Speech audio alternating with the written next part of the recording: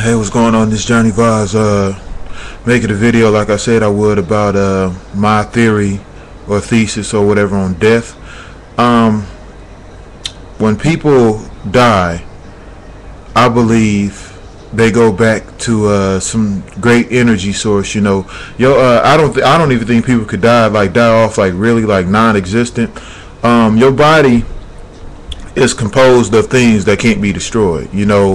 Earth, water, and electricity. You know what I mean? Earth, you can't suffocate it, you can't burn it, you can't, and completely demolish it, like to the point where it's not existent. You can't do a water, you can't do the same thing. You freeze it, you can't burn it. It just goes back to being water. You know what I mean? Electricity is just a transfer of energy, just transfer through everything. So if your body as a human being is composed of elements that can't be destroyed, how can you die? You know what I mean? I believe everybody has different kinds of energy, where you got negative energy, positive energy, and neutral energy.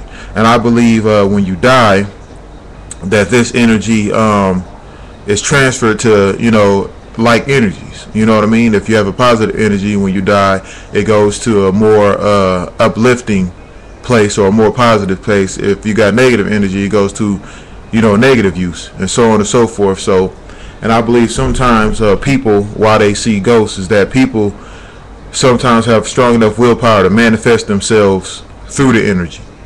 You know what I mean? That's just my thoughts on death.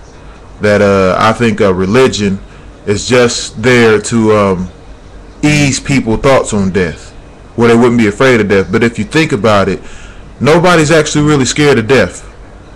Everybody's scared of loss. When they die, they wonder what's going to happen to their car. They wonder what's going to happen to their mom. They wonder what's going to happen to their kids. But I never heard nobody actually talk about how they scared of what's on the other side, or scared of dying, period. I've never heard nobody really say that they scared of death itself. They always scared of losing something during the process of death. But I don't think no being on the face of this planet is actually scared of death, because I think your soul or something deep down inside of you is okay with it. It's just as natural as being black, or just walking or talking. So that's my thought on death. I know it's a short video, but it's pretty simple. I don't want to get into detail about it, but for the most part, we're all energy. You know what I mean? And I just ran into this one guy, this astrologist, whatever like that, and he pretty much said the same damn thing in so many words, that human bodies are composed of the periodic table, and that we realistically can't be destroyed. You know what I mean? The only thing that's going to happen is we're energy. We just transfer. That's it. So, if somebody, and maybe somebody's spirit could transfer in you, where they say somebody inherit the spirit of their forefathers and stuff like that, and even though Assassin's Creed is a goddamn video game, a part of I don't know if I'm using this word right, subnosis or something like that, or theory about that game, is that you have ancestral thoughts in your DNA. And why does that sound believable?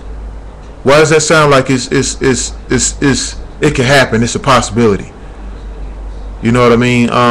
It's something about that thing that makes sense. This is why we have children, it's so that our thoughts remain on this earth, in a sense.